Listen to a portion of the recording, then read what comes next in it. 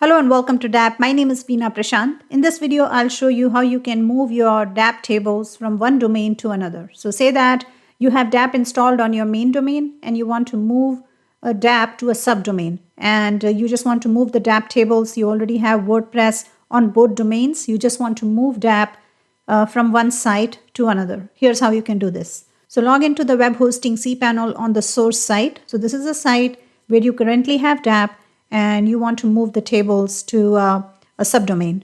Look for phpMyAdmin. It will bring up a page like this. On the left side, you will find all the databases and you need to find the one where you have DAP. And if you're not sure, then go to your file manager in your hosting cPanel.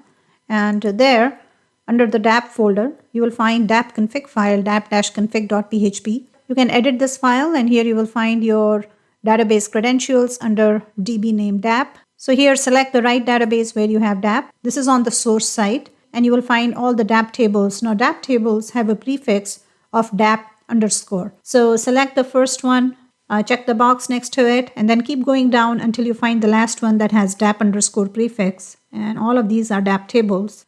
And this is the last one, so you can select all these tables that has DAP underscore. You can just press the shift key on your keyboard and then left click your mouse to select all the tables from the first one to the last one that has DAP underscore prefix. So then go down towards the bottom of this page, and so here you can click on this drop down and select export.